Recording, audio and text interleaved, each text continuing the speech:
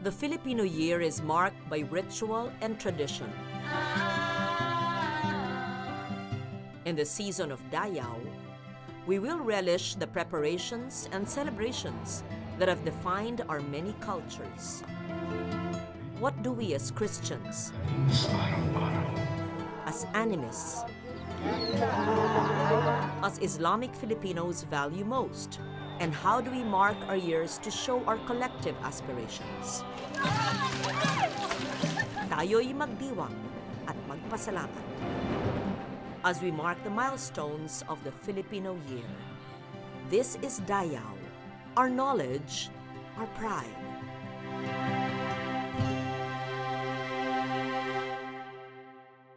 The destruction of Marawi City is a national tragedy that challenges the entire Filipino race, if not all of humanity. In the destruction of a great city, so much stands to be erased of a vibrant and dynamic Islamic culture.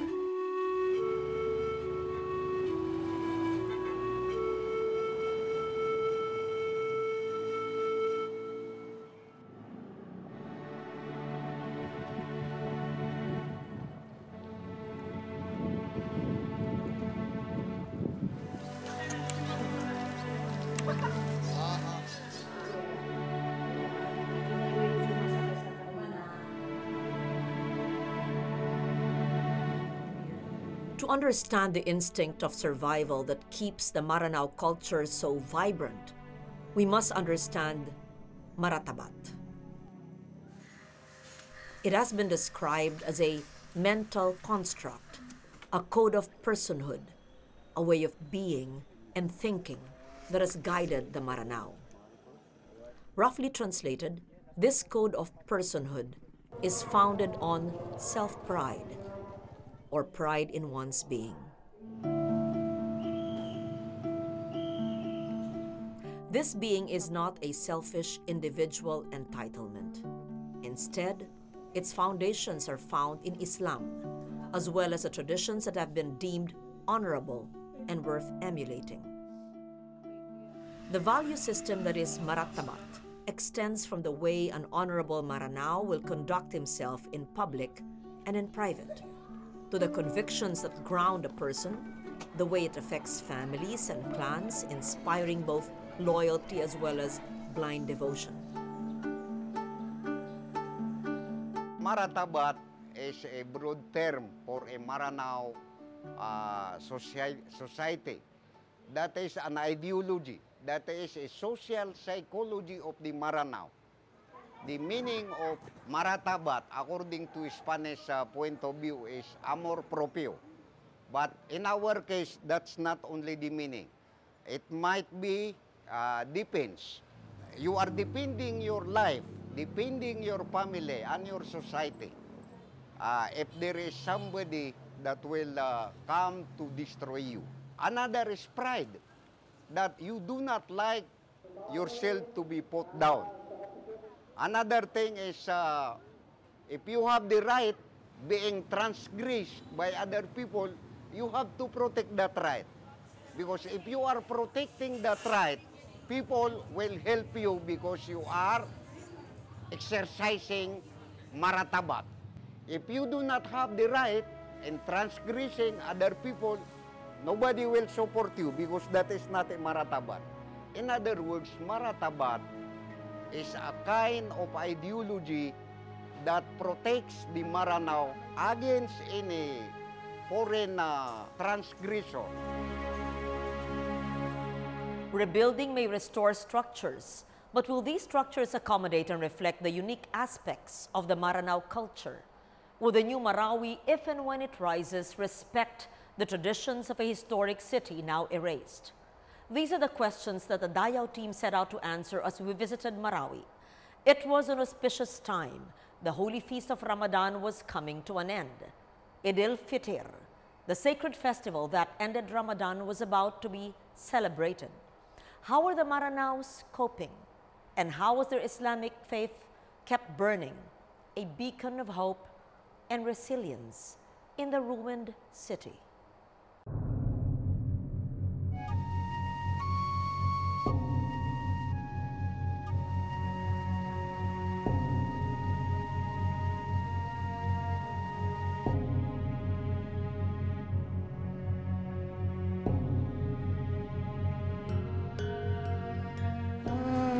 lola po namin, si Umi, sabi niya, tumawag yung kapatid niya o pinsan ba yan? Yan, tapos sinabing may dadating daw na ISIS. Nung pag-uwi ko, wala akong masagyan lahat ng sakyan ng mga motorcycle, yung namamasada, mga pedicab. Nilagad nung pa hanggang bahay, nilagad ko. Natakot kasi baka yun na yung huling ko, parang hindi ko na makikita yung pamilya ko. Siyempre, nalungkot. Kasi parang hindi mo kasi nakakala na yun yung mangyayari sa bayan mo.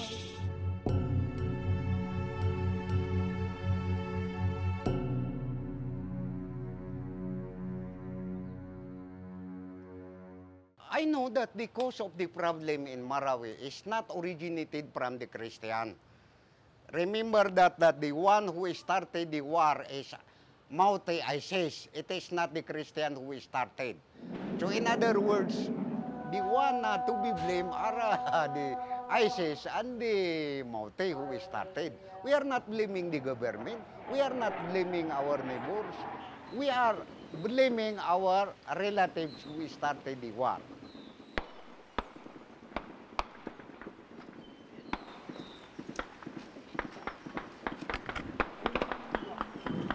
Ang taong may anak dito sa Marawi, hindi niya mapasukan. At day 1, day 2, day 3, day 5, na no entry na yung Marawi kasi lahat lumalabas, hindi makapasok yung sasakyan. So the horror na hindi mo alam kung yung anak mo ay crossfire dyan sa highway, sa bahay, sa war zone. So you don't know na yung nakatira ka doon, yung nasa labas ka, hindi mo ma-rescue yung kamag-anak mo na nandun sa location na yon. So may mga katawan na nandun lupaypay na yung city deputy of police, yung katawan niya nandun na sa day 1 fire. Kasi may parang may rage na nangyari na, galit yung mga lalaking yon, may napapatay na sila pag hindi mo sila tinutugunan, sinasagot. Kahit Muslim, Kristiyano, na who will go out of their ways.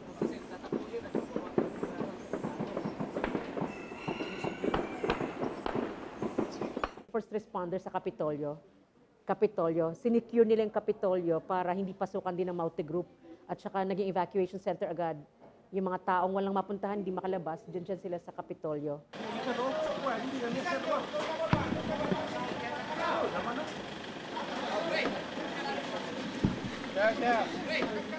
So kami second responders sa Iligan City, nag-form kami ng isang location site where people can pass by, report kung may stranded silang kamag-anak. Tapos itatawag namin sa sundalo na may stranded po dyan sa location na yan, sa Ground Zero, War Zone, or sa Marawi itself, and sa MSU. So kailangan po ng sasakyan.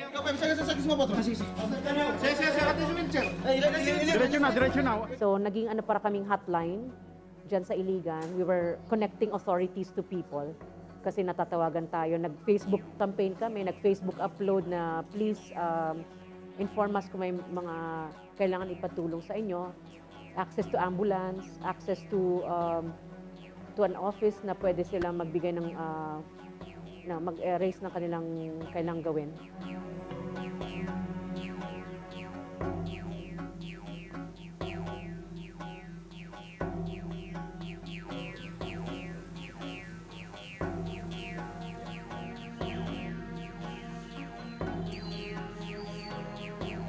Feeling ko hindi pa rin nakakabalik yung loob ko dito sa bahay na to.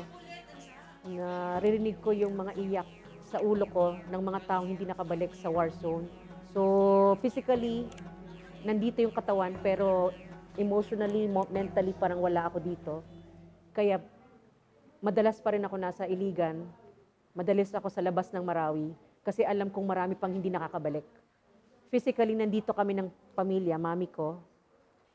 Pero yung family ko na my son, nag-aaral na sa Iligan, doon naka-enroll.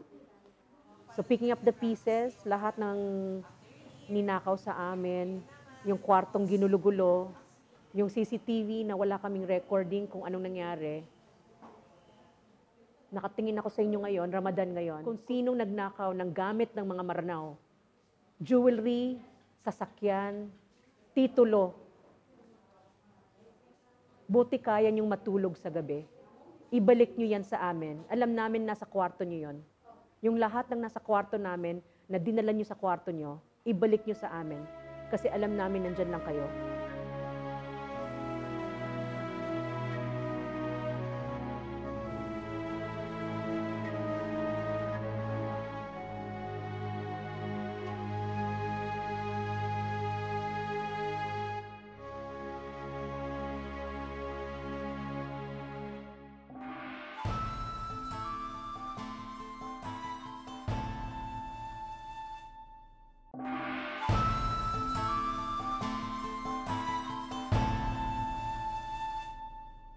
Dayaw had visited Tugaya, the village of artisans, once before the war began. What we found was a village of Maranao artisans who carried on the proud tradition of courtly art using time-honored techniques. They spoke in the visual language of Okir, the grammar of arabesques and curves that has defined Maranao art. But with war, would there still be artists left creating? How has war changed their character and the nature of their art? Or has a need to survive replaced a need to create beauty?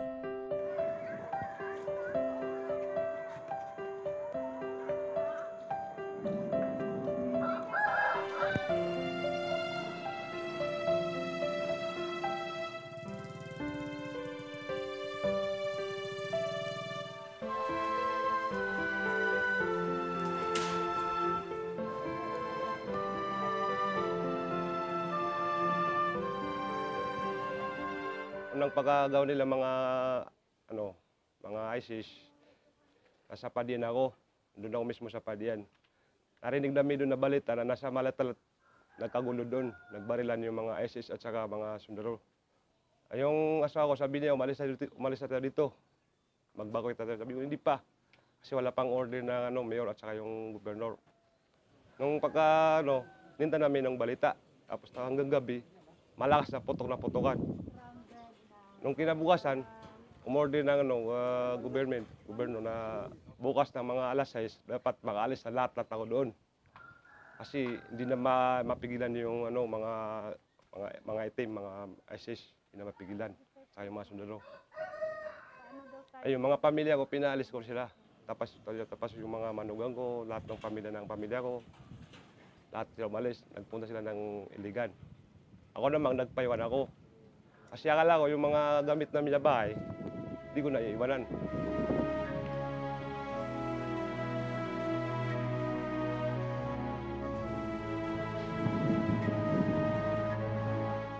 Dati wala nag-aaral na medyo ang edad niya, mga 45, 45, wala nag-aaral. Nung paunti-unti sila na nawawala, may nawala sa akin, namamatay, paunti-unti. Ayun, may nakaisip na yung mga bata pa, mag-aaral na kasi mawawala yung produkto. Kung hindi sila nag-aaral, pag naubos sila, wala na makapagturo sa kanila. Yung bago mag-aaral, mahirap na to eh. Kung hindi ka, yung isip mo na magaling ka gumawa, hindi mo masusunod. Kaya kung konti lang nakapag-aral dito, hindi lahat ng taga rito Tugayan na sabi niya marunong. Hindi. Pag marunong na, nasisira yung mga brush. Pag hindi na natuto marunong.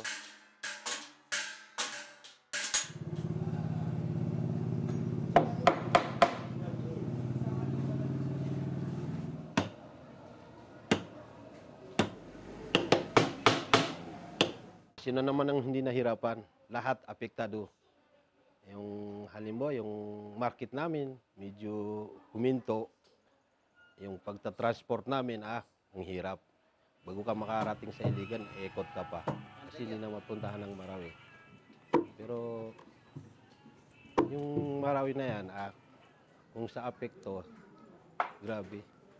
Lahat talaga naapektuhan. Nawala ba yung... Talagang bagsak yung market namin dito. Bagsak na bagsak. 0%. Walang galaw.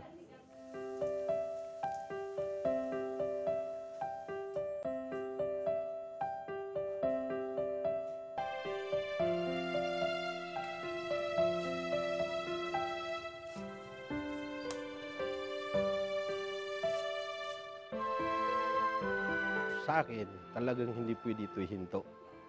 Kailangan talaga tuloy-tuloy. Kung sa akin lang, kasi may market din ako sa halimbawa sa Manila. Talagang hindi pwede hinto. Ano? Ang problema lang kasi dito medyo matagal eh. Actually, yung bata ko yan, pinasa ko yan sa kanya. Taga Marawihan. Yan. Tingnan mo yung damit ng Marawi. Yan, tinuruan ko siya mag-ano dyan para nung ano kasi nakatira sila dito, tinuruan ko niya. Ito talagang mana ito sa mga ninuno namin. Paano namin to magawa kung hindi namin nakita sa kanila? Nakita namin sa kanila kung interesado ka, matutunan mo. Pero kung hindi ka interesado, hindi mo matutunan. Minana namin to sa kanila.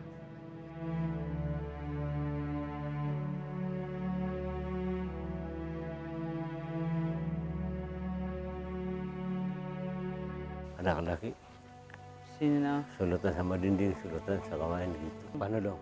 Oke. Dito na yung sisi. Paano gitu dia tangan namin naga ka na? Pero miyati ya.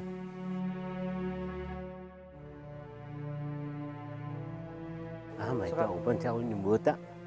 40 puray di daon sa mana.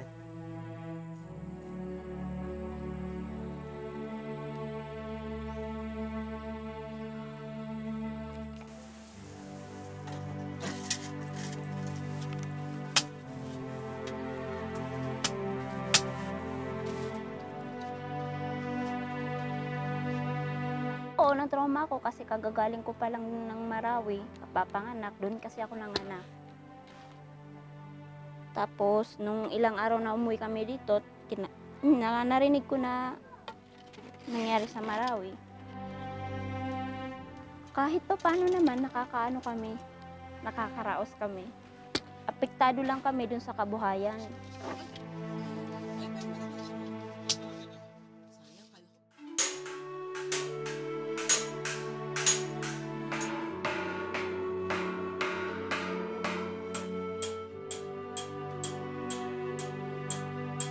Takot kami kasi narinig namin yung mga putok sa Marawi. Siyempre, baka maapektado kami dito. Kaya yung iba, nakatigil na. Baka may akala nila ba madamay ito. Yung iba, tatakbo na naman. Akala nila madadamay itong tugaya.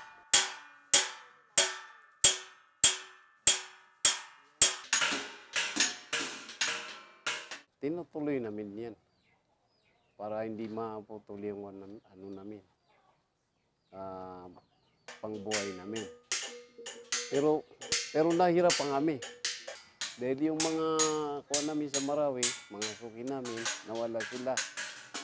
Hindi sila makasupply sa amin. Siyempre, nawala sila eh.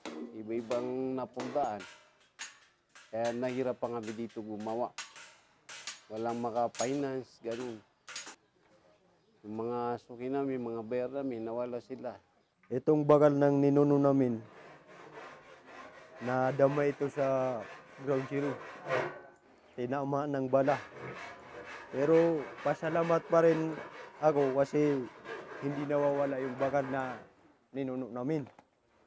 Bumalik siya dito sa shop. Pero i-repair ko ito, bumalik siya sa original. At trauma sila, of course, no? Kasi bago sa kanila yung nahuhulog na bomba. No? Although yung barilan, okay lang sa kanila kasi medyo sanay sila. Pero yung talaga nahuhulog na mga bomba, yun na talaga ang parang hindi bago sa kanila. No? So, na-trauma sila kasi sinasabi nila ako na, Sir, kailangan nating umalis. No? Kasi iba na itong naririnig namin.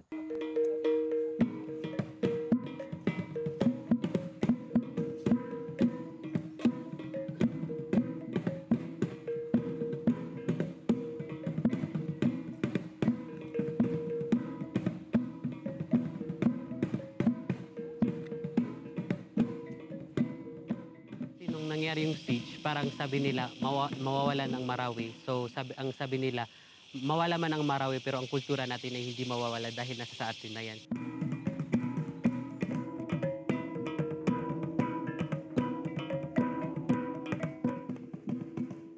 pag nakikita nila yung mga sinasayo namin, yung mga Maranao po na doon nag-evacuate, yung mga Maranao na nandun po. So parang masaya sila na yung kultura is nandyan pa rin, dala-dala namin. So proud po ako na isa po ako sa mga tao na pinapakita sa mga kapwa ko na yung kultura namin is andito pa rin po, hindi pa rin po nawawala.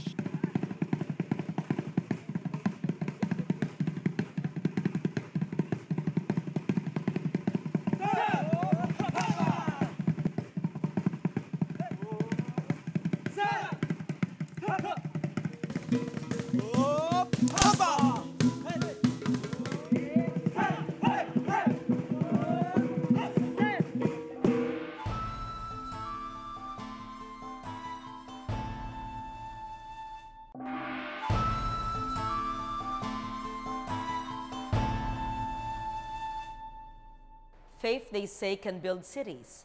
Marawi may have been ruined, but the strong Islamic faith of its artisans and people made this year's Eid al-Fitr celebrations all the more resonant because of the struggles they'd been through, because of the greater challenges that they were facing. Allahu Akbar, Allahu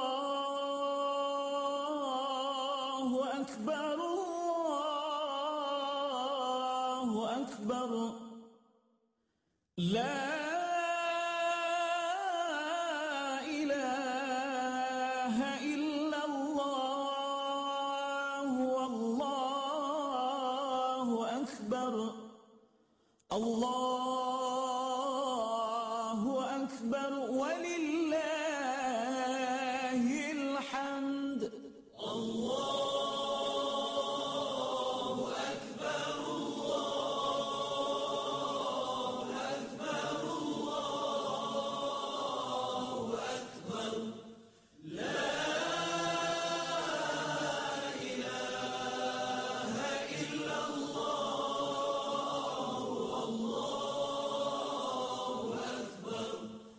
Allahu Akbar, walillahil hamd. Ramadan, during the fasting time,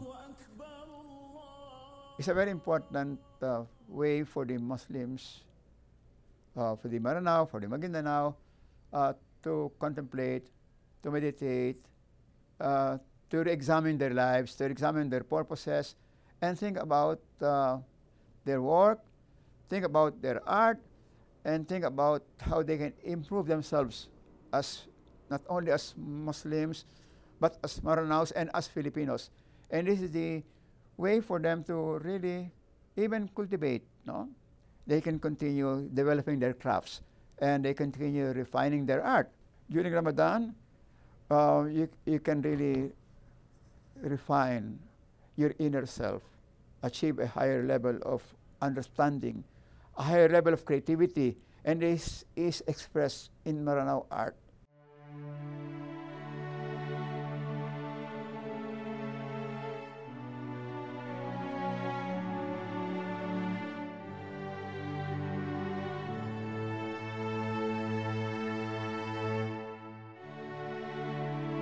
Isipin niyo, yung paggawa dito, mga 200 years, ginagawa ng agong ito.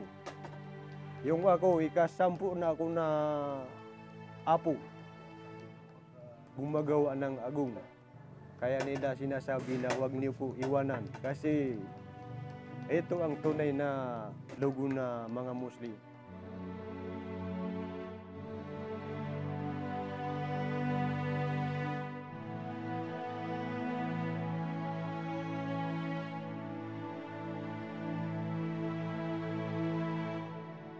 Hinihiling namin sa mahal na presidente na yung mga pag-aari ng Maranao dito sa Marawi City, sila na po ang iparehab sa kanilang lupain. Dahil yan ay talagang minana namin sa aming father, tapos yan lang po ngayon ang huling nakikita namin na napag-iwanan sa amin.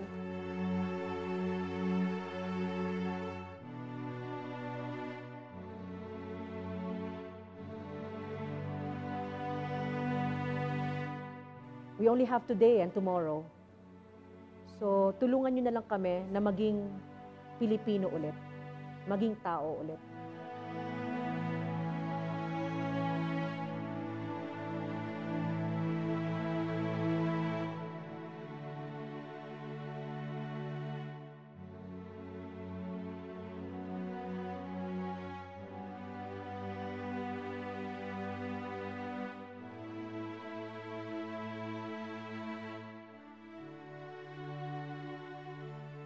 One does not need to be a Muslim to feel with the Maranaos and the tragedy that has befallen them in their city. One does not need to understand Maratabat to feel their resilience, their faith, their hope. One does not need to understand art or Okir or Maranao culture to see how the artisans value beauty, how they continue to commit to its creation, how their work becomes not only a means of survival for their bodies, but for their spirits and their enduring will. One needs only to feel with them as Filipinos and as human beings.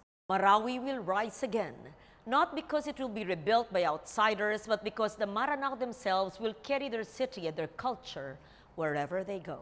I wish that for all Filipinos, that whatever our struggles, our convictions, our aspirations, we always would be bearers of Dayao, our knowledge, our pride.